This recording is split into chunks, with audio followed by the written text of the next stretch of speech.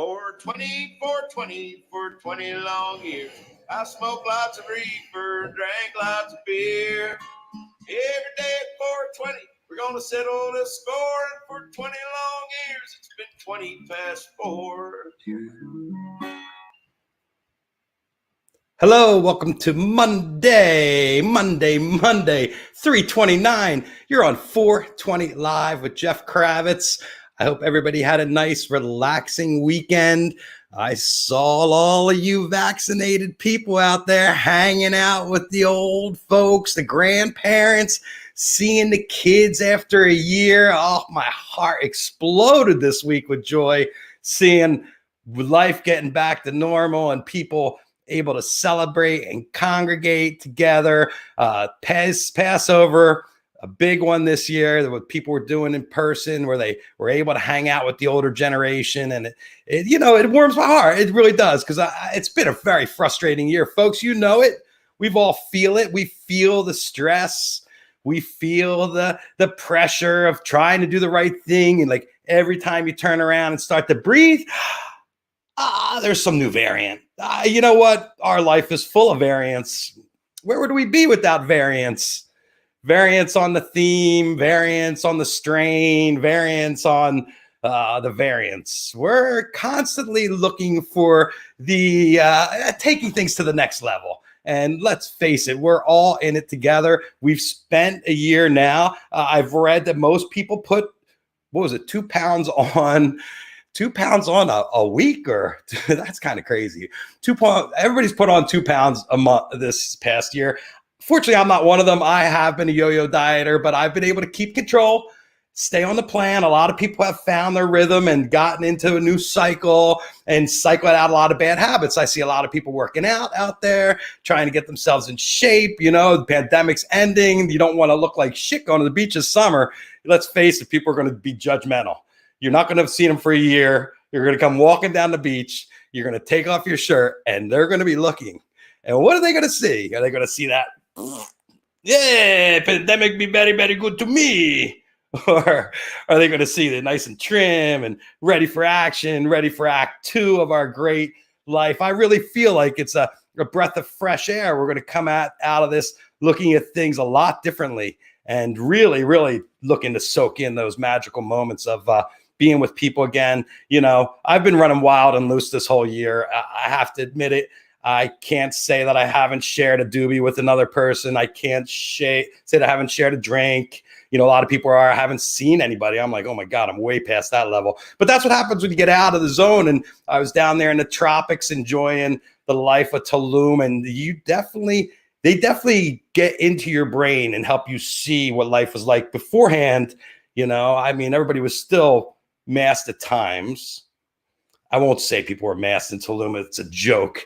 But they sure were having fun. I had a great time, and I came back with a different perspective. And I hope people don't fuck themselves mentally in this whole thing, because I see a lot of that with my LA folks, that they've gotten into our heads and they've gotten under our skin. And it's really like they're just trying to drop the next fear bomb on our heads. You know, I think a lot of this stuff is overblown, what's been going on as far as our mental things. And we're gaslit by the last administration to where you can't think straight nowadays. And now everybody's doing the vaccination, and it was 10 million this weekend. Last Monday I came live, it was 3 million. They tripled it in a matter of a week. I mean, to me, it's unbelievable what we're doing out there, what our government's up to. Oops, sorry, trying to get rid of this. What our government's up to, and I feel it. I feel the change coming. And, one of the things we've done this whole time is try to moderate our intake of substances. And interesting that Demi Lovato last week came out with this whole thing about being California sober. And, when I read it, it was pretty much my lifestyle. And our guest today, Andrew DeAngelo, I mean, reading Andrew DeAngelo's bio and the stuff, I had no idea. My friend Clayton Halsey totally set me up for a great interview today, and I'm really looking forward to talking to Andrew. He wrote an article actually in the new Playboy. I'm going to breathe and slow down a little bit here. My caffeine's still kicking in, and my bong hits. He wrote an article in the new Playboy about Cali sober, so very timely. But he is the founder of Harborside Medical up there in Oakland, also founder of the Last Prisoner Project, which, as we've talked about many times here on 420 Live, we are big supporters of the Last Prisoner Project, freeing all the prisoners of marijuana prohibition and getting them out on the streets, especially in places that are legalized and taxing. I'm not going to waste any more of his or mine time. Welcome, Andrew DeAngelo. Hi. You there? Do you hear me? Okay there. Yeah. I hear you. Can you hear me? I cannot hear you. All right. Yes. You heard my whole intro? Hold on. How's that possible? Go You're not hearing me. Hello, Jeff Kravitz, 420 Live. All right, you know what? Hang up and call back. Want me to call back in? Yes, do that. All right. We're 2 for 2 this week with this. The second time this bit me in the butt. What's with Quentin Schaefer too from HBO? Yeah, just sign out, or I can cut you loose too. Let me do that. That might be easier. I'll kick you from the studio. Kick guest. Kick. I have the ability to kick people out of the studio. Anyway, Andrew DeAngelo, when you get into what he's been involved in, we wouldn't be anywhere with legalization in California. He was behind 215, which was in 1995, I believe, and brought legalization, medical usage to the masses. So he's been very, very involved in also in 64, which is what the one that you passed now, and working on our taxation, which I really want to get into him today about, is what's happening with the taxes. Because as many of you know here, I'm a black market guru when it comes to the the cannabis. Here we go. Andrew, you got to turn on your camera and your mic, and then we'll put you in. I could see him right there in the waiting area coming in. Let's see. I'll shoot him a quick text here. Turn on mic and camera.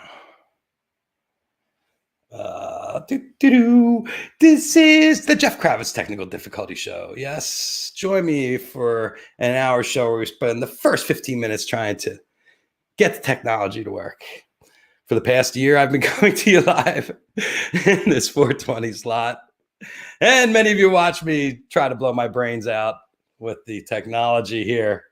Hold on, I'm actually gonna give him a call. This is like, let me see what's going on here. Hello, Avon. Hey, so you got to if you go into those 3 buttons there, one of those buttons, it should say camera mic, or down at the bottom it should say camera mic, and if you hit that, activate your camera and your mic, it should.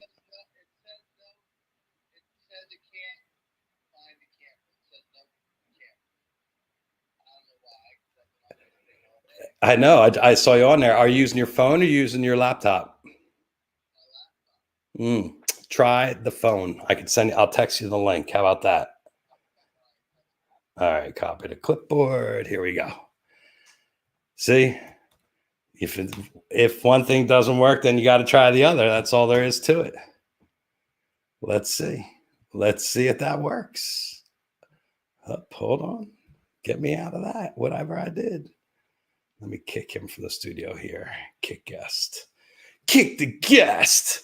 Oh, we're at 8 minutes and 50 seconds of me rambling to myself on top. This is nothing. I could do this for hours. As you can see, the world finds it incredibly entertaining.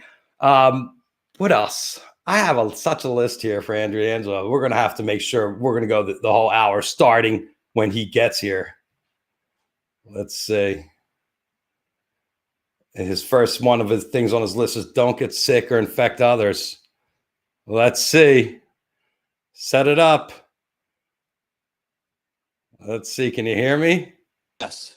Ah, there you go. You can turn it the other way and you'll fill up the frame if you have somewhere to put it. Let's see.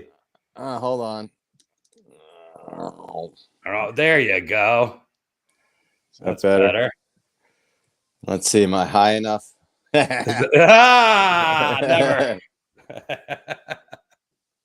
All right. There. How's that? There we go. I love it. I love it. Nice to see you, Andrew DeAngelo. How you feeling? All right, we're on. I am great. Great to be with you. Great to be with 420 Live, and I'm excited to share with you. You're talking about California sober and writing about that, and it's a subject that I'm trying to write and advocate more about this lifestyle. I think it's another California export that's ready to take over the world. Well, this is something I discovered really naturally. I mean, it came naturally for me to phase out the alcohol when I saw it was adding empty calories. It also wasn't good for driving on the California roads and especially these twisty roads up in the canyons here in LA. And it just suited you more in the morning when you woke up. You know, you're feeling better. And I just found myself that cannabis ended up being a lot more tasty to me in my palate than alcohol. Yeah, no. Well, it's many people have that experience, and some of us come from families of alcoholics or people that we know and love, and that affected our outlook and our experience. That's what happened to me.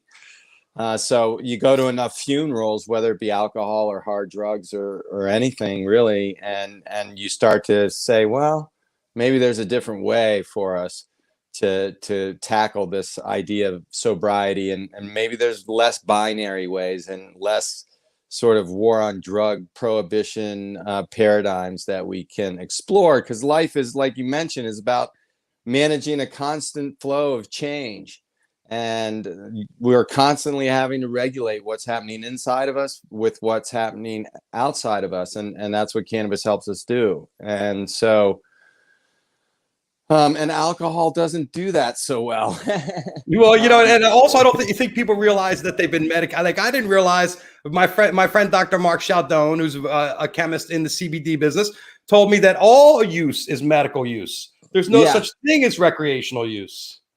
Right. That's the camp I'm in, certainly. And because we all have an endocannabinoid system. So no matter what your intention is, the endocannabinoid system's doing its thing with those external cannabinoids you're introducing to it. So that's what the underlying principle. The intention is also, of course, very important, as well as set and setting with any psychedelic substance, and cannabis is psychedelic substance, and can be a whole lot of fun too. So, as we all know and love.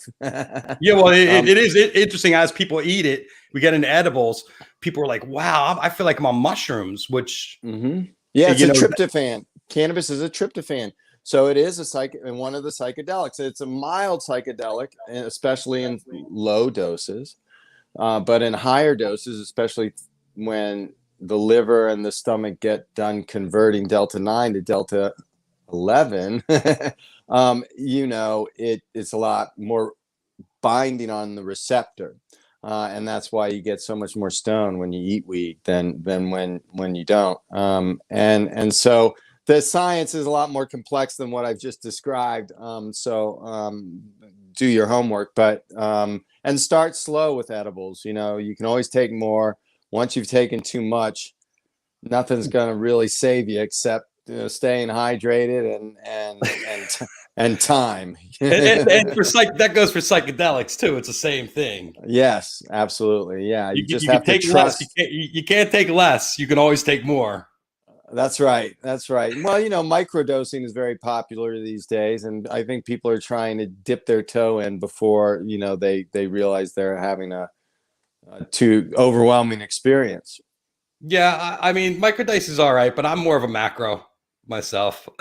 Well, I am too. I don't get it. I don't understand the microdose thing. Just me as an individual consumer, the trip is the medicine for me. But I've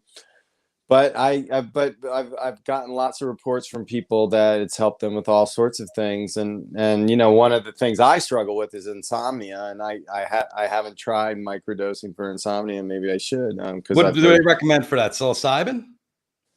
Or a San Pedro Cactus is another one. And again, microdoses. Another way of saying it's related to mescaline is the San Pedro Cactus. It's not exactly mescaline, but it's sort of in that direction. I'm familiar with San Pedro. I haven't actually tried it. I've tried mescaline, of course. Yeah, one of my favorite psychedelics is. I know it's so hard to find the mescaline, though. So a reliable source of mescaline is very hard to come by. I totally agree. I mean, it's been one of the harder ones to find, but Yeah. everything seems to live on the dark web. And being down in Tulum recently, I came across these purveyors down there that are actually working on Signal app, and you get an app that's a menu that you have a one-time code for Wow. with an incredible array and selection in every field. Wow. Which was absolutely incredible. It's kind of the future, I guess, would be all drug legalization. You're very involved in marijuana legalization, and we see a big pull in psychedelics right now that is kind of the early days. Would you equate it to the early 90s when cannabis? Well, it's a different trip that's happening with psychedelics right now because it's really coming out of a deeply therapeutic place right now. And Rick Doblin and the people at the multidisciplinary studies of psychedelic studies, the Multidisciplinary Association of Psychedelic Studies, MAPS. maps.org, I think is the website. And they pioneered the therapeutic use of psilocybin and MDMA, and they're working on introducing their own compounds and their own therapeutic centers that they're going to eventually have FDA approval on. And there's a whole bunch of other people doing the same thing, following in their footsteps. And it's quite clear that the FDA may, loosen restrictions on these compounds, perhaps even sooner than they do with cannabis. In some regards, but we're going to have to incorporate psychedelics legally in a much different way than we did cannabis, I think, because the compounds are much different, and we learned a lot of what not to do, I think, with cannabis. Well, most of the legalization that's happened isn't in creating storefronts like it was with cannabis. When eventually when you created Harborside, I mean, you were cutting edge back then, but now everybody wants to have a legal storefront, has a storefront. In most of these states, it's just like you're legal to have it, but we don't know how you get it, or there's no system set up for delivering the psychedelics. It's just legal for possession. Yes, decrim is the first step, and I think decrim should have happened a long time ago with psychedelics. Should have never been criminalized in the first place, of course. But decrim's the first step, because we already have a robust, like you mentioned with the dark web and otherwise, we already have a robust underground market, and people are taking the compounds on their own, largely, by and large, safely. You're not seeing a lot of public health issues with people tripping right now. You saw a lot of that in the 60s when people were taking really strong acid and they weren't in the right setting, and they didn't have the right intentions or training, and they were tripping out too hard. And it was causing some public health issues with the mainstream society, and it was freaking them out. And so they passed laws against it, and they did what they do when they get scared and freaked out. And so that's why the therapeutic application of psychedelics over the last 30 years with MAPS and others have sort of had sort of rose from the ashes of what happened with the criminalization of psychedelics and sort of the emergence too quickly, too fast, without an intelligent design to it last time. So I think we have to learn from all that, and decrim's number one, because and then the therapeutic centers, like I mentioned, I hope they're nonprofit at first. I really want to see nonprofit. You're starting to see these publicly traded psychedelic companies now, and all those companies are going to do is make psychedelic drugs, and feed and sell them to the therapy centers. And that's fine. There's some of them. I have a friend that's in one of these early publicly traded mushroom companies, and they're actually trying to get the science behind the active ingredients to what specifically they can use those ingredients towards medically, and trying to break down the different compounds in it. So I think that there's more than just trying to like make a mushroom chocolate bar and put it on the market or something like that. Yeah, because they have to play in the single molecule expression. So the FDA only approves single molecule drugs. So, and all of our plant medicines are very complex molecularly. But aren't they all Schedule 1? Yes, right now they're all Schedule 1. So that means no medicinal usage, no usage in scientific research. There's right, isn't that correct? Well, yeah, but I think psilocybin might not be one. LSD is definitely one. And Cannabis is definitely one. I cannabis believe is one. I I believe think that most all of most. psychedelics are kind of underneath one because Yeah, I think so they. too. So, but Doblin and them have been able to get approvals for different stages of studies. They haven't gone all the way through the process, but they're at the third stage, I believe, of FDA studies, and that's the last stage. So, Well, do you think scheduling, rescheduling, or reclassification isn't probably one of the most important things next to federal legalization? oh yeah, rip the whole thing up. Yeah, no question. But you can't rip the whole thing up on scheduling on day one, and then on day two let people sell as many of these compounds however they Oh no, want to I agree. whenever. It has to be um, regulated, but it has to be at least that we can start using it in medicine, and that they can be things that can do for research, even with cannabis. I mean, it's kind of crazy. yeah, oh yeah, all that research should be happening, and I hope well funded, and we're way behind. So when I asked Rick Doblin, because I'm a MAPS member and supporter, and I get to go on the webinars and stuff. And I talked to him and I asked him, I said, "Are you worried about these publicly traded companies and all this exuberance with psychedelics right now?" And he's like, "No, I'm not that worried about it because we're so far behind. People need access to the compounds. I don't really care how they get it. I think that the nonprofit models will be able to compete as good or better with the corporate guys." So when he told me that, I felt a lot more reassured just on this, the transactional part of things getting out of control, and as a result, having a lot of unintended consequences that we have to clean up later on.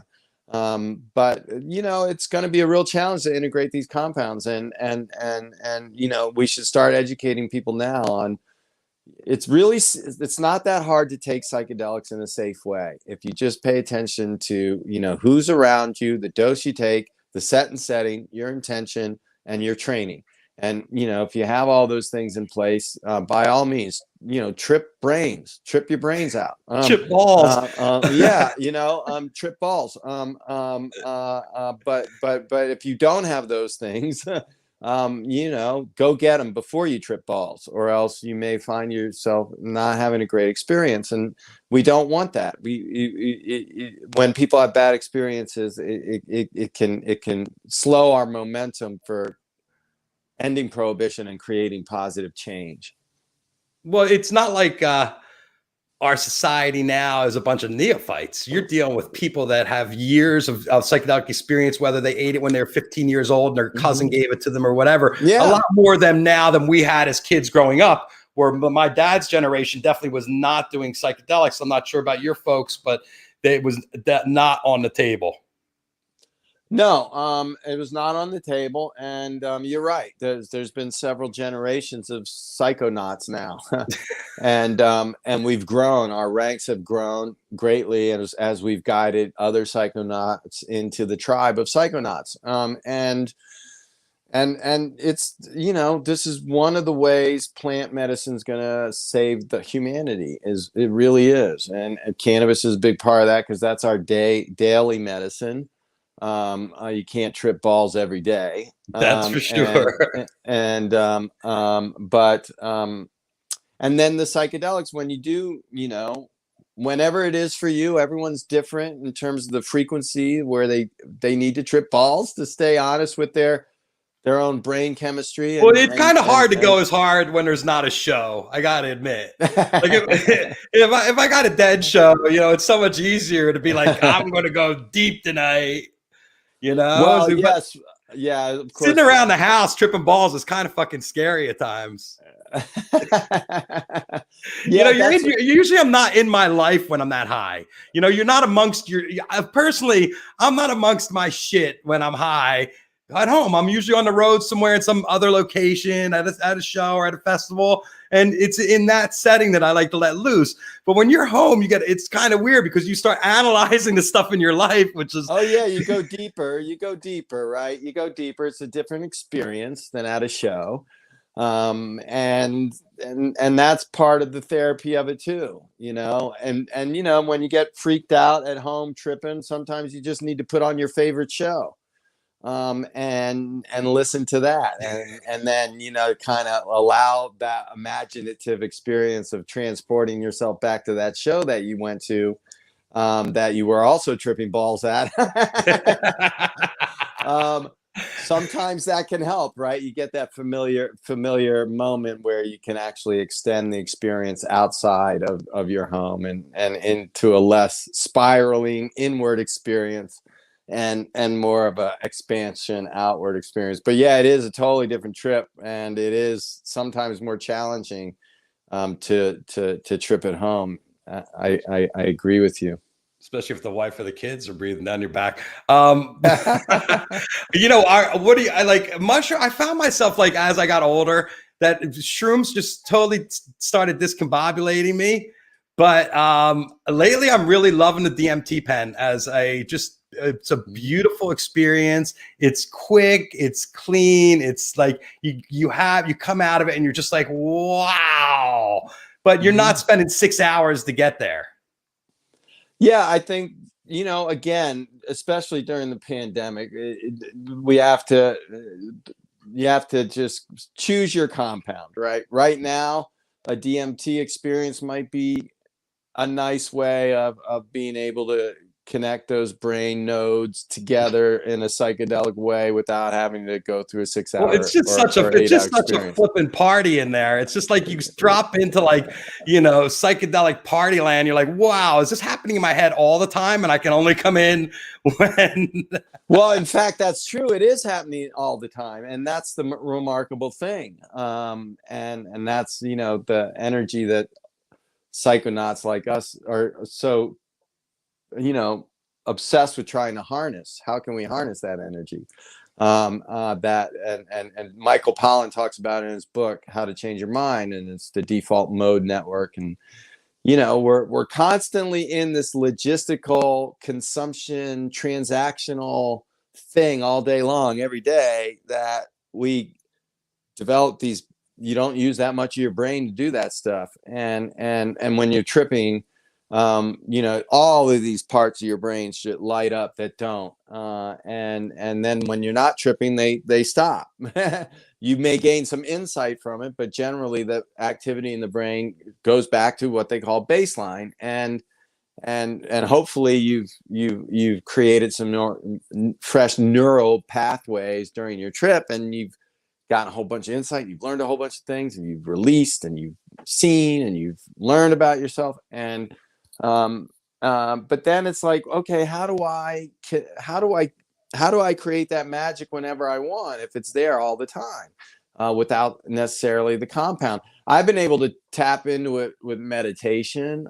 I've been able to tap into it with meditation. I've been able to tap into it with art. Sometimes when you're just, if you're a musician, I was an actor, or you're on stage giving us a talk. I do that a lot these days. Have you tried Wim Hof yet? And with the transformative breath and the transformative breathing? A little bit, not as much as I'd like. You gotta go on. Just go on YouTube. It takes like 10 minutes, and you go and you breathe with Wim Hof. He does like a thing where he brings you through, and it's wow. I was shocked. In 10 minutes, I was like, whoa, there's something definitely to what he's up to.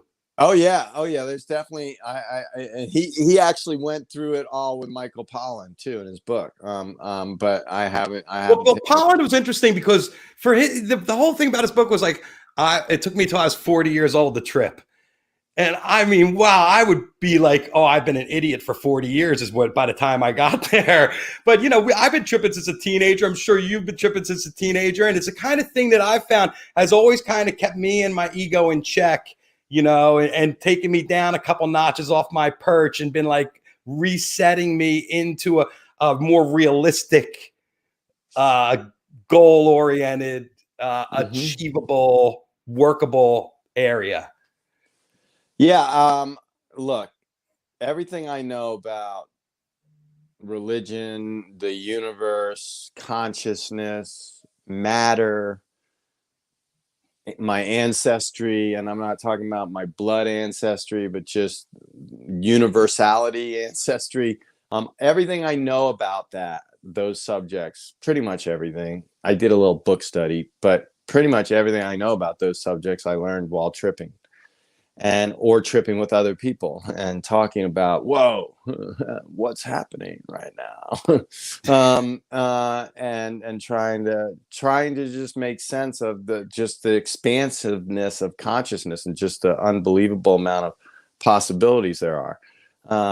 And how many different human beings and memories going all the way back eons that are in our mind, and you go to when you have all those internal hallucinations while you're tripping, all that work that usually happens right after the peak, right? And you're at the top. I call it the top of the mountain. Sometimes climbing the mountain's a little you can be anxious climbing the mountain, but once you get up to the top of the mountain, usually all that kind of goes away for me, and I'm at the top of the mountain. I could take a nice look at the view, and I can close my eyes, and I can do all that internal visual work. And you just go to these amazing places that you just never really imagined existed before you got into tripping. So that's what. And of course, keeping you honest with your ego and the universe. You activate the interior dialogue is what happens, yeah. I think, where you have that voice inside of you that you start having these interior discussions, and you will say, "I'm not fat," and the voice will say, "What are you talking about? Look at your stomach." You know, it's the true you in a sense that is there and not letting you get away with your bullshit in the discussion, which ends up leaving me laughing hysterically most of the time. Yeah. Well, you see how wound up you are sometimes, and how uptight we are, and how attached we are.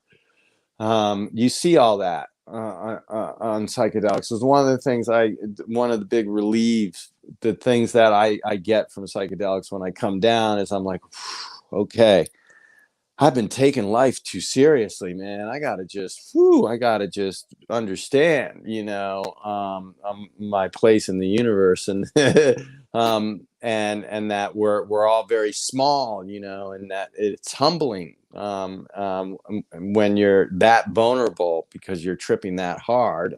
That it's a very vulnerable place to be, and it's a very humbling place to be, and it dissolves the ego. Particularly if you take a large enough dose, it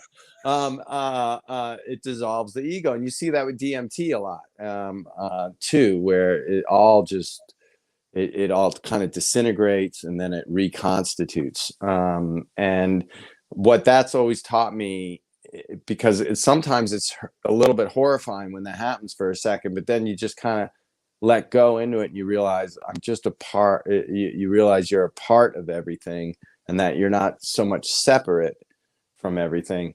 And then it's like, okay, it gives that egotistical side of ourselves more perspective and more balance, I think.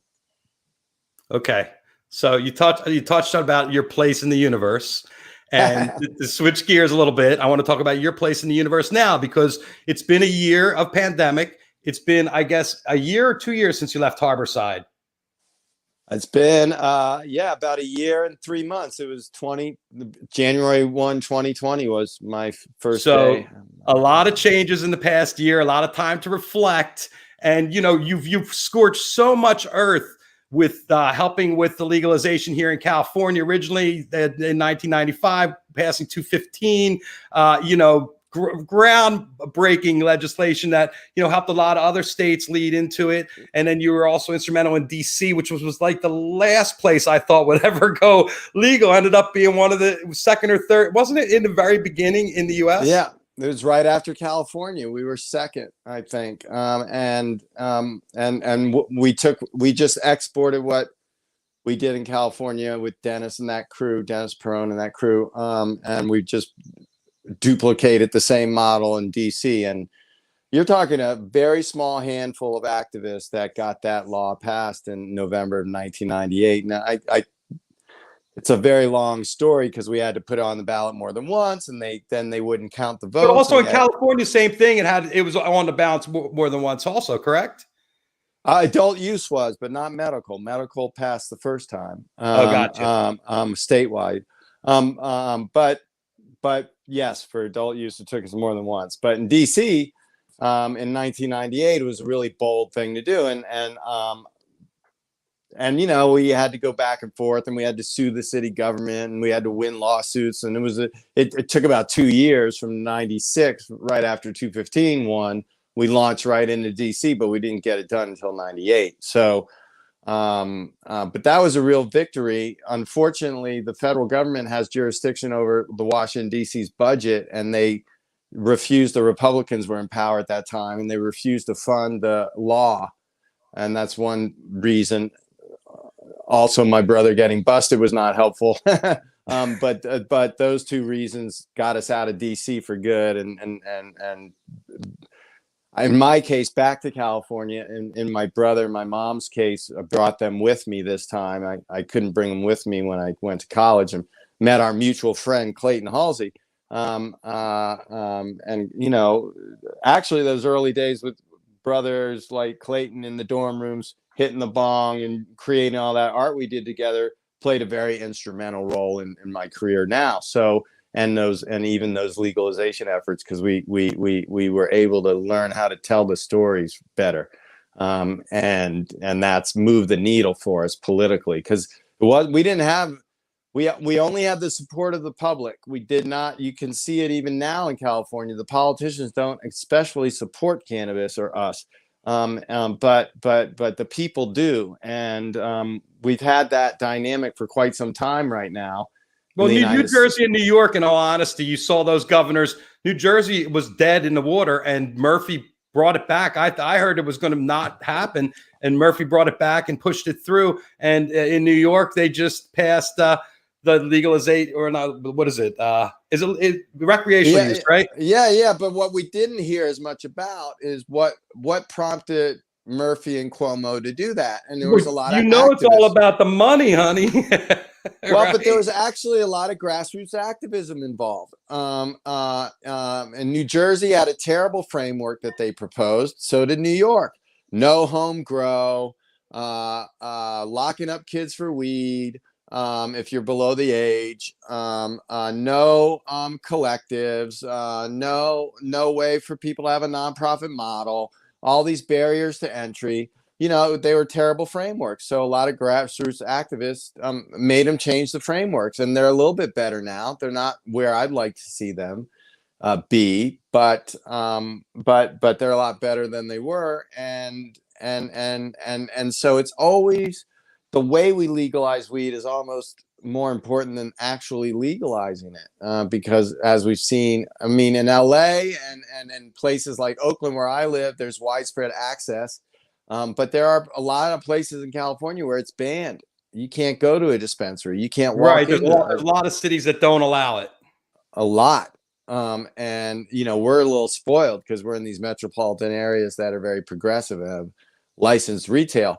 But 60% of the state is not, and 75% of all cannabis transactions in California is still in the underground market.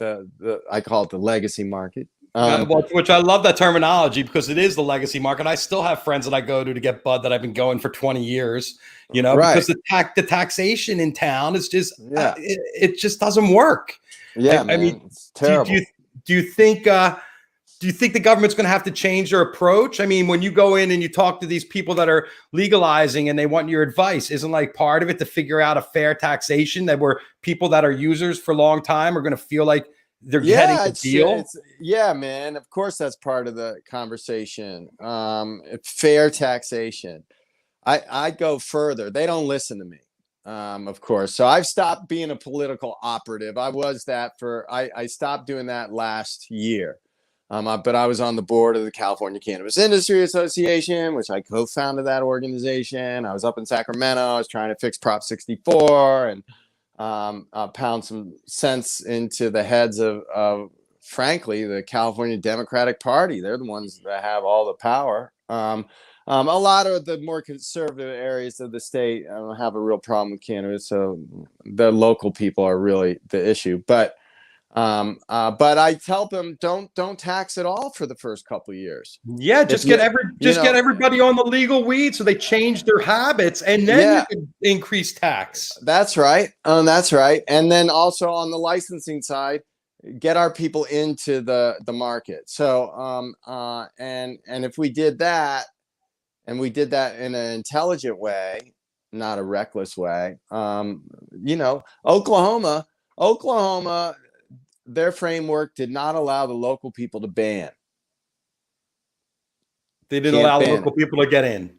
No, they did not allow the local people to ban dispensaries or ban grows or ban legal weed. You cannot, in Oklahoma, they passed the law. You have got to let people open cannabis businesses in your town, no matter who you are or how much you are against it.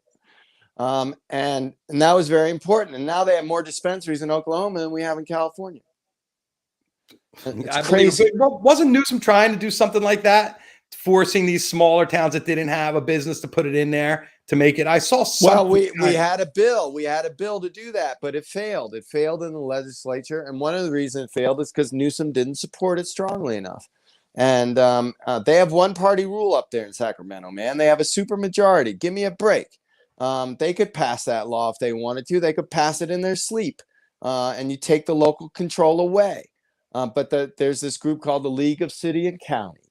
And the League of City and Counties is this powerful group, very powerful group, made up of mayors and towns and all these people. And they donate money to politicians, and they share each other's political action committees, and they're all in bed with each other in all kinds of different municipal deals and sewer systems and this and that and the other, and pension schemes and Lord knows what. And, it's pay to play.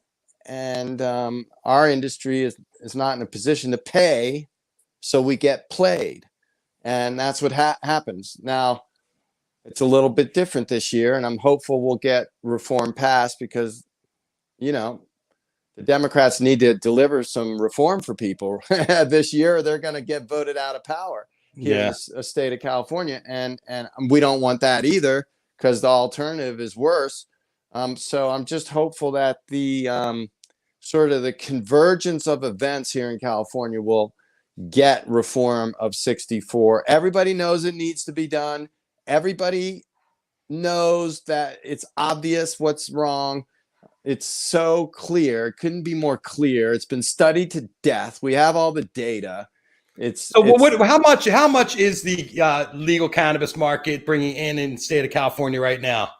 I think it's 2 or 3 billion, but the overall market's like 12 or 13 billion annually. And that's just a very broad guess. So if they got like their 10% sales tax on $12 billion, it would still put $1.2 billion in their pockets. Yeah. And now they're getting 10% of 2 billion, which is what, $2 million? I know, man.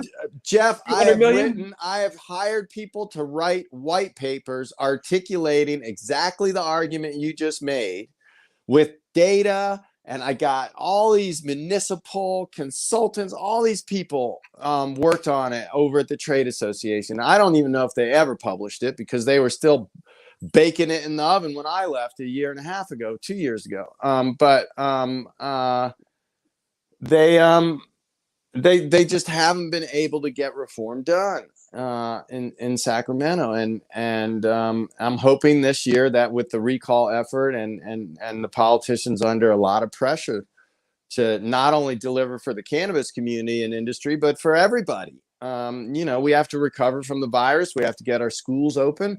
We have to combat forest fires and global warming and homelessness. We need that money, and we also need that money to stop coming out of our pockets as taxpayers, because California's tax rate just to live here is ridiculous. Yeah, it is, and that's right. And so we've got, I don't know, at least $10 billion we're leaving on the table every year, and it's been 3 or 4 years since Prop 64 passed, and so that's what, 50 billion that we've just given, that we've just not even, that we just said and it perverts the whole idea behind 64. The whole idea behind 64 is that we get everybody into one market, not two markets. And now we have two markets, and they're not even close to being equal. And it's just such a crap show. California is the poster child for how not to legalize cannabis. And so who's done the best job out of the 29 states? Is it 29 or is it 30 yet? Is it 30 with New York? Who's done? No one's done a good job. No one's done a good job. Colorado, no one's done. Colorado has Washington, same problem with the local. They've all given the local people control, and they all have bans. Colorado still has like 40 or 50% ban.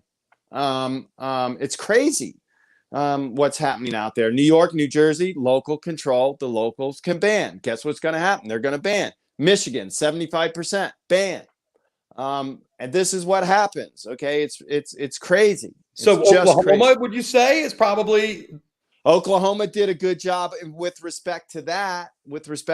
There's a couple other places that are thinking about doing that. In more like the red states that are legalizing, they're free market states, so they don't like the idea of locals being able to ban things economically. They don't like that. It goes against the free market.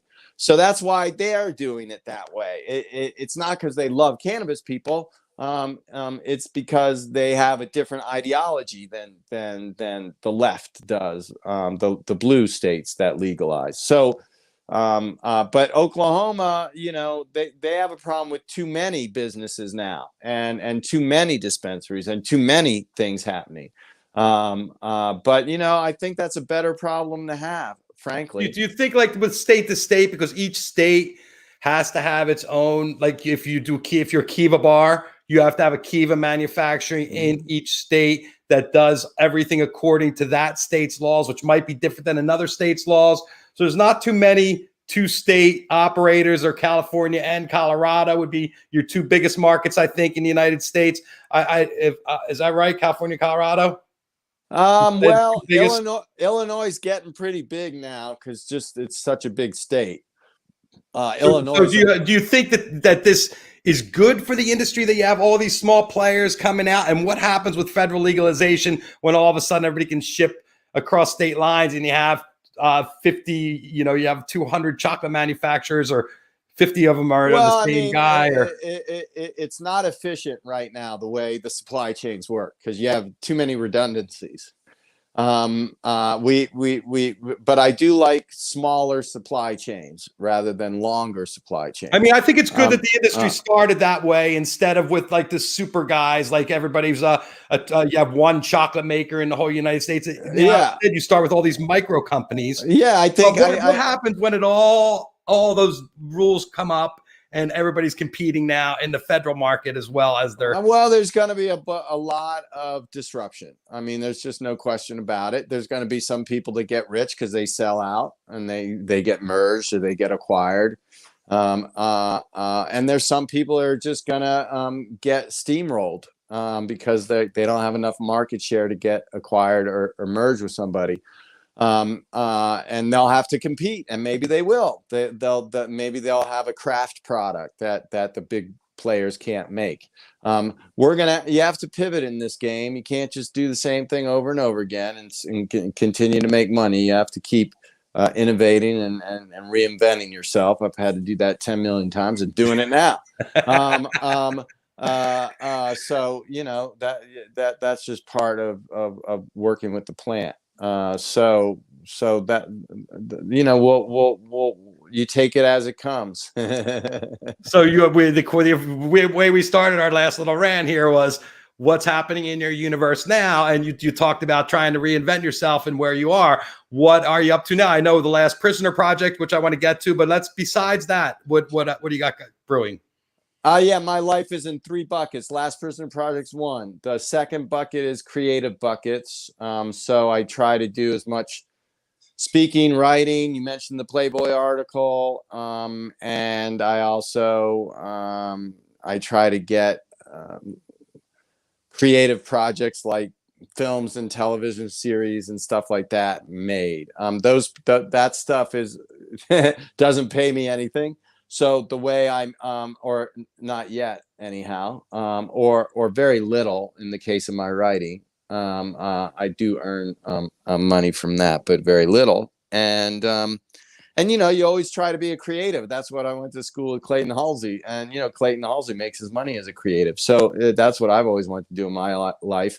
But I've made more money building things. So the way I make money now is I'm a strategic advisor and I'm a consultant, and I mainly help small entrepreneurs and regional entrepreneurs. I don't really help the big corporate guys that much, and I help folks build their little cannabis companies, and and that's what I'm doing. Most of that work takes me to lots of different places outside of California.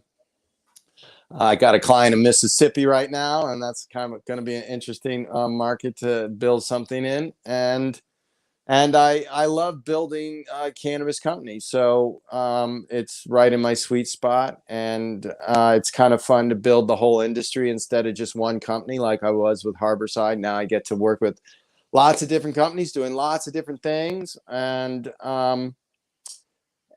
just trying to take everything to the next level. You know, that's my mission in as a consultant, is to help the underdogs and the little guys, and to continue to advocate for a level playing field so that our community can compete with larger players. And post federal legalization, we'll still have a nice, I hope, vibrant craft cannabis scene and industry. And we won't make the mistakes that alcohol made, where they legalized and then it was just a few big companies and everything was centralized. They wouldn't give licenses to anybody else, and you didn't have any craft. And then eventually they opened up the licensing to the craft. Hopefully it works the other way, where there's a lot more craft right now, and some of that craft, or maybe a lot of that craft, will survive. And I think in general, people are, over the next 10, 20, 30 years, are going to want to buy things that are produced by people and more, and machines and robots less, particularly when it comes to cannabis. Well, you could tell. I mean, that's one thing about the cannabis, is when you hit something and you're just like, how come you can't get big farms of the shit you like? When you find something you like, there seems to be so little of it. You're like, wait, that's all there is of that? Yeah, I mean, so this is our advantage that I consult and advise people on. Our advantage is we know the plant. Our advantage is we know heavy consumers. Our advantage is when we start talking about consumption experiences, public consumption experiences, we're going to be really good at that. That's another area I think our community can make a lot of contributions. And have a lot of fun. And, you know, music venues are going to incorporate cannabis as they have alcohol. And all of this is, well, first of all, they've had cannabis. Those music venues have had cannabis in them for years. We incorporated it into the situation, right? Yeah, right. Yeah. But you're saying, as far as like a merch item or something you can get at the counter? I'm talking about, yes, it's fully integrated into the experience. It's not just something we're forcing into the experience by, you know, sheer volume of numbers. But there are still venues, man. There was I tried to go see, what was it? Joe Russo's Almost Dead up at Stanford University has this amphitheater, and they have this really strict anti-cannabis policy at this amphitheater, and they're like hardcore about it. And if you light up a joint, they will escort you out. And I couldn't go to the show, man. I had to sell my tickets because it was just like, hold on. I can't get high here. What am I going to do? This doesn't work. And COVID happened anyway, so I think it got canceled. But you still see that, you know. Hey, listen, I got thrown out of the Hard Rock in Las Vegas, at a Damian Marley show. Yeah, I mean, right. What the fuck? It's a reggae show. Right. So what I'm talking about is a full integration where you don't get kicked out. In fact, they want you to buy the Marley Natural joint at the reggae show. Well, the problem is that the indoor smoking is an issue, because now we have all these stringent indoor smoking laws, and you're going to be selling people something to smoke inside the venue. doesn't really line up, you know, with our laws. So maybe vapes or maybe edibles at the counter. I don't know. The Grasslands this year or last year when they had Outside Lands. I don't know if you went, but Outside Lands last time had an amazing Grasslands area where people could go and shop and buy edibles and buy smokables, and beautiful. Yeah, I mean, that's exactly right. And I wasn't at that particular event, but I had team members there and reported that it was really good. And that's exactly the kind of integrations I'm talking about. It's going to take a while to get there because, as you mentioned, there's some laws and regulations we have to change, or we have to get really good at nano emulsion technology, so you can have cannabis drinks that hit you real fast and don't last too long, and mimic a more traditional experience, or just like in typical outdoor smoking area. You know, you can't smoke inside, go outside, do your thing, and then come back. I mean, I like smoking at the show too. So or courtyards, but we need to be allowed to do it. And you can't say that smoking a joint is this secondhand smoke of cannabis is the same as secondhand smoke of tobacco. It is not. And there's plenty of studies on this. So, it's not the first time we've had to change some rules to get our way.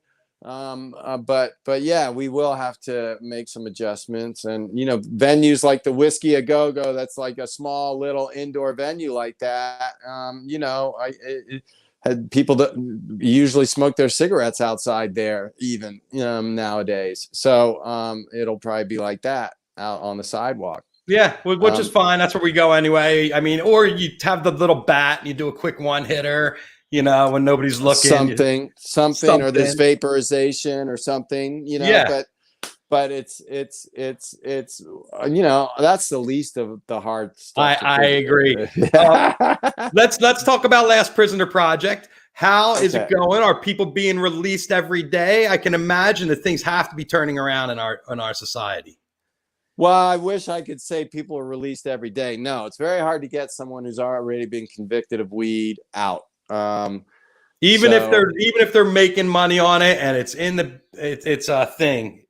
Yeah, the criminal justice system in this country has done a very good job at just punishing the shit out of cannabis people. And it was a good way to keep our jails filled, because you have to keep occupancy up. Super easy way, because most of our people don't shoot back, and we're easy to pick off. That's not as true in certain areas, and like the black and brown folks have had a different experience than we have had. But nevertheless, it's been a real war. So Last Prisoner Project, we did get 14 long-term serving prisoners out in January. These were folks that were, in some cases, locked up for decades, certainly locked up for years, and between 7 and 32 years, I think these guys were locked up. And we haven't had as much success getting our female prisoners out. We're working on that. There's 80% or more of the cannabis prisoners are men, but we still have some female sisters we got to get. And it's just, we also work on expungement, which is getting your record cleaned up if you have been busted for weed. And we also work on reentry. So once we get you out, or once you've gotten your record expunged, we try to help folks get jobs in the legal cannabis industry, or we help people and their families that are still locked up or just now reentering. So a couple of the people that got out in January are in our reentry program, and we've raised money for them to get houses and cars and rebuild their lives and so forth. So that's what Last Prisoner Project does. LastPrisonerProject.org is the website. I saw you put it up there. Thank you. And, if you're a cannabis company or a cannabis dispensary, we have programs where you can help and pay as you go. You don't have to pay anything up front. If you're a small donor, you can check us out on the website and make a donation. And you can also, if you don't have any money or you're financially challenged, you can write a letter to a prisoner, and we teach people how to do that on the website, and plug in other ways. There's a lot of people locked up still, I'm afraid, tens of thousands, and it's going to take a lot of work and many millions of dollars to get them all out. But we feel it's really important, with, as you mentioned, all legalization, billions of dollars worth of commerce is being created by people doing far larger volumes of the same thing that these folks are locked up for: growing, transporting, or selling cannabis. And that's what all the big cannabis companies do. They grow, transport, and sell cannabis. Yeah, but the problem is the privatization of these prisons has really put us in a situation where it's an occupancy thing for them, where they got to keep them full because that's the business. Well, These it's just publicly traded companies. They have to keep their profits going. Well, we should never let that happen in the first place. No shit, I got that. Yeah, I mean, so it's like that's just another wrong we have to right. And this is the thing: when you start digging into the criminal justice system, man, these MFs have done a very good job at not only creating wealth for their industrial complex, prison industrial complex, as you mentioned, or the jail industrial complex, but they've locked up. There's over 2 million people locked up in this country. We lock up more people in this country than anywhere else on earth. Are you kidding me? How many are locked up for cannabis laws right now? Well, we estimate about 40,000. But that's not it's very hard to count because of the way charges are stacked against people in criminal cases. But a lot, man. That's a lot of people for a country that 80% of the citizens live in a state with legal weed, or more than that, 90%.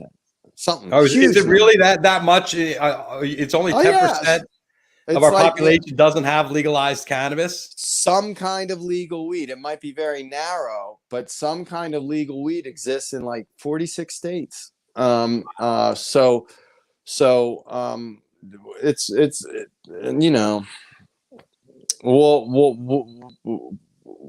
need all the help we can get our brothers and sisters out. We can't forget about our prisoners. That's why we started the organization. There you go. Last Prisoner Project. You want to shoot them some money, they're always open for your donation. And you couldn't find a better cause right now, I think, in trying to get these people free. If you're a stoner and there's people in jail for that, they kind of gave you that freedom and right. These are our freedom fighters that are in there now, the people that brought us the weed when we really needed it. That's right. That's exactly right, Jeff. I couldn't have said it better myself. These are the pioneers, the warriors who kept the seed flowing at the darkest times. The darkest times were the last couple decades of the drug war were the darkest times.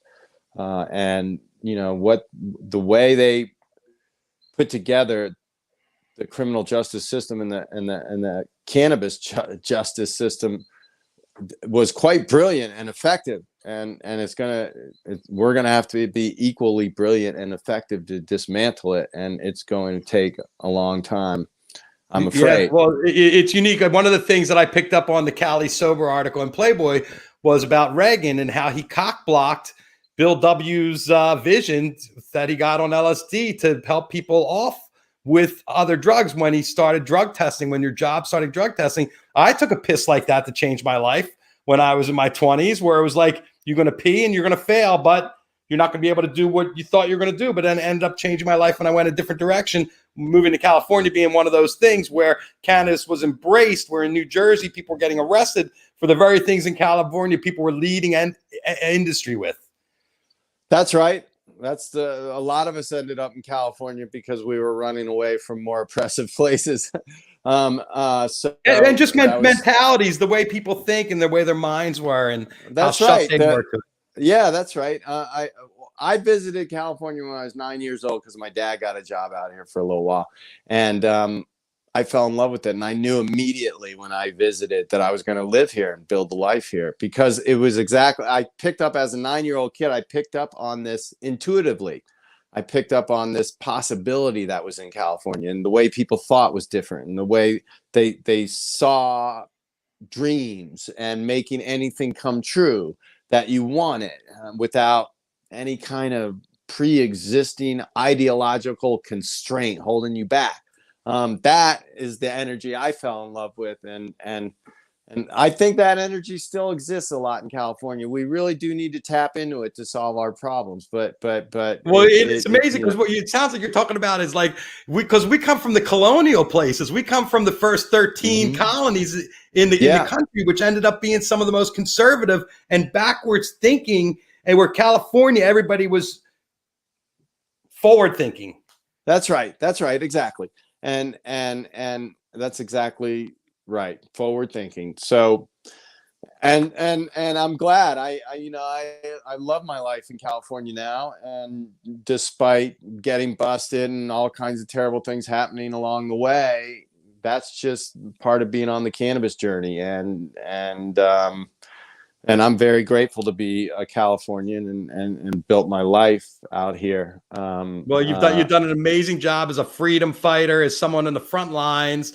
Harborside Medical. When I saw, because I had no idea. Clayton's like hooked me up, and then it wasn't until last night when I started going through your bio. I'm like, oh, I have a real guest tomorrow. You've been in it. You understand it. You come from such a perspective and such an important part of our lives. 215 and 64. I mean, 215 changed my life when I went to my first medical shop and they were doing they had a dab bar in the back and jazz bands. And I'm like, that was when dispensaries were really fun. When you go into dispensary and you could smoke in it and hang out with your friends and people were watching sports in there. And we'll get there. We'll get there. You think it'll get back there? Yeah. They'll be called consumption clubs or lounges, but yeah, we'll get back there. We will. And yeah, there'll be corporate experiences, but our people will create experiences too. And yeah, I think we will get back there. I do. Because it was amazing. It was such a different mindset. It was like going to a bar, but instead of the bar, they serve cannabis, and you're just like, I'm the hit of the great white or whatever you wanted. It was just different. It's great. It's awesome. It's a wonderful feeling. It's freedom. It's the way it should be. It's the way it always should have been. The Cali sober lifestyle is one where we will go to a cannabis consumption lounge instead of a bar, and we will experience cannabis and psychedelics, regularly or occasionally, as long as we're not getting dependent on anything. I got that bar in my pocket every time I walk into a show. Yeah, right here. Yeah, and I'm like, what's in my bar today? Oh, yeah, and this is sort of a new way of looking at just bringing around our conversation all the way back to the beginning. It's a new way of looking at sobriety and a new way of looking at intoxication, where it's not binary and it's very open source. You can still drink a little wine, a little alcohol now and again, and call yourself Cali sober. It's not like super rigid. It's all about the binge. It's all about stopping the binge. Isn't that the difference between sobriety and losing your mind? Is binging. Like the thing, if you're an alcoholic and you have to drink when you wake up and you're drink, or snort a line and drink, those are the things that need constant repeating. With a hit of weed or a tiny tab of acid, you're good. Well, I mean, yeah, some of the other thinkers I've talked to about Cali sober have put it really well. And that is, it's supposed to add to your life. It's supposed to be an addition to your life, not a subtraction. And so when you get it strung out on any substance or even just the phone, it's damaging, right? You're now subtracting from the life force instead of adding. And I think that's a one way of looking at it, because people can get in trouble with misusing cannabis even, so it's an individualistic approach. If you're strung out on something. Okay. We all know that. We have our internal meter. We know when we're bullshitting ourselves. We know when our health needs attention. We know these things. We're human beings. We've been in our bodies the whole time. Since we've been born. And so we know these things. And it's just a matter of practicing what we know. But if we show up for your AA meeting and you're looking for your 120-day chip and you're like, yeah, but I'm California sober and I had a glass of wine last night and we had a joint 2 days ago and I took some mushrooms a week ago, they're going to be like, you're fine, here's your chip? Or are you breaking the rules? Well, I'm not a 12-step person, but I would imagine you're breaking the rules, especially with the wine. Now, that's why this is controversial. There's a little controversy with Cali Sober because a lot of people in the recovery community feel that the binary definition of sobriety is the best one to help people the most that are most impacted by addiction. And I just respectfully disagree with that. I think there's a lot of people who are addicted that can benefit from using a substance like cannabis instead of drinking. Or using a substance like having a psilocybin trip instead of doing crystal meth all the time. Right. Well, psilocybin trips and ibogaine and ayahuasca are being, credited with getting people off of drugs too. Yeah, absolutely. Like you mentioned, Bill Evans, one of the co-founders of Alcoholics Anonymous, he was given LSD by the federal government as an experiment, and he had a religious experience, and he intuitively knew that it could help alcoholics. And he tried to get AA to incorporate psychedelics into the therapy, but they said no. And it caused a little bit of a rift between him and the rest of AA. And it's been proven out by science that he was absolutely right.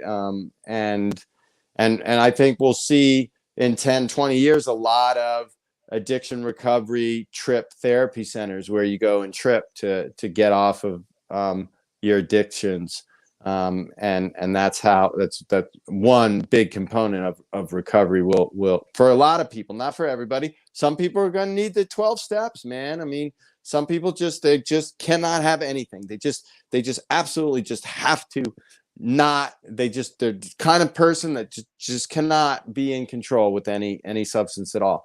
And there are people like that walking the earth. There are. And so we have to just respect that individuality in the community. And that's why I like Cali Sober. You can be totally sober and call yourself Cali Sober too. I mean, you could take nothing and call yourself Cali Sober too, because, maybe you're into California lifestyles or maybe yoga and all the things you talk about there. Right. In the article, because there is no compound that is going to be a silver bullet for all your problems. And you have to have these other things too. If you don't exercise, like you're mentioning in your intro, if you don't exercise, you don't stay fit, you don't look good at the beach, it has an impact on your life. Okay. It has an impact on your outcomes. And so we have to stay fit. We have to take care of ourselves. And cannabis is just another, and psychedelics are another part of that holistic approach to life. And so I like to, that's part of the sort of the Cali Sober way too, or at least the California way. We're exporting a lot of these things, whether it's Goop and Gwyneth Paltrow, or whether it's just meditation and yoga, or organic foods, or cannabis, or the latest hemp, the latest TV show. There's a certain value to what we create and make here for the rest of the world, and there's a lot, and Cali Sober is also cool because you can make fun of it a little bit too. There's some humor in it. There's some whimsical parts of it. It can be made fun of a little bit. We used to call it harm reduction. Back in the day, you call it harm reduction. I practice harm reduction. I just smoke weed. I don't do alcohol. I don't do hard drugs. I just occasional trip. But harm reduction, it has a place in the lexicon, but it's just as a terminology to get particularly younger people to embrace. It's not as fun. It's not as fun to say, "Hey man, I'm harm reduction." No, it's a lot more fun to say, "Hey, I'm Cali sober. Want to hit off my joint? Oh yeah, check out this string, man. It's a Chem Dog Cookies lemonade. You check it out." And you know, and then that experience happens. So that's how I like to kind of term it and frame it for the world. And ultimately it's about going to less funerals. You know, I'm writing a new piece about Cali sober for Forbes right now, and I talk about, you know, a lot. I grew up in a family with alcoholics, so I went to a lot of funerals when I was a kid, because I was the last child. I was the youngest, and by a long shot. And so most of my relatives were older and dying, and on my mom's side they were all alcoholics, so they died young. And I went to the funerals, and ultimately that's what we're trying to do. We're trying to, with it, when we talk about recovery, whether it's 12 steps or whether it's Cali sober or whether it's something else, when we're talking about recovery, what we're talking about is reducing our funerals. Yeah, and it's staying in balance, you know, not tipping the scales any one direction too far, and using things, like you say, as a spice and a seasoning in your life instead of the main ingredient. You know, it's That's a little right. sprinkle on top, and it's not, you know, the main thing in the pot. Yeah, or maybe it's, you know, a main ingredient of a 3 or 4 or 5 ingredient dish. I don't know, but everybody's different, and you basically have to find your balance and what works for you too. And you know, sometimes you don't know until you try it. I mean, people are doing desperate things, or not desperate things, but things that really shake them up. But like the ketamine therapy right now on different street corners in Florida, and already the shops are open and legal because ketamine's a legal substance. So they're already using it in therapy, and it has amazing results. And one dose has cured people from decades of depression and addiction. So it's almost like these miracle cures coming out of these old psychedelic drugs. Well, there's a lot of promise, and we're just going to ride the wave and hope that we do it in a good way, and keep the pressure on. Yep. Well, the decrim wave is happening. We got Denver, we got Oakland, we got Oregon. So the decrim wave is happening now, and hopefully we'll get it in California and the rest of the country. That's our first wave, is decrim. And then, you know, the ketamine clinics and some of the other clinics will open up, and that'll be our second wave. And then hopefully a third wave, you'll be able to go buy some mushrooms somewhere. Yeah, I got a guy. Andrew, it was so great talking to you today. I'm really glad we got it together. You're very informed, you know your shit, and you know, obviously have the history behind you to prove it. And I look forward to what's coming from you next, because I think you got some exciting stuff on the horizon. Thanks, Jeff. Appreciate it. Hope the sun wasn't too whatever. Listen, I deal with it. It's more what's coming out your mouth. And thanks to our good friend Clayton Halsey for connecting us. He's one of my favorite people on the planet. Yeah, me too, Clayton. Very talented man. Good stuff. Well, thank you. Have a great day. Best to everybody in your life. Take care. Andrew DeAngelo right there at 420 Live. Hour and 20 minutes. My God. You know, 10 minutes of figuring out the technology. But we got it together. We got everything on my list talked about, and then some. I hope you enjoyed it. What a great guest, informative guest. Later on the week, we're going to be talking to the guys who brought us Outside Lands Festival. You know, that little festival? They're going to be on the show on Wednesday. Rick Farman and our good friend Alan Scott are going to come on, and we're going to talk about the likelihood of festivals. Are they going to come? Are we going to get them? What's going to happen? I sure hope so. Thanks, everybody, for tuning in. We'll see you back here tomorrow, 420. Peace, love, happiness, everybody out there. Back-breaking hug. Deep breaths. We'll see you tomorrow. Jeff Kravitz signing off.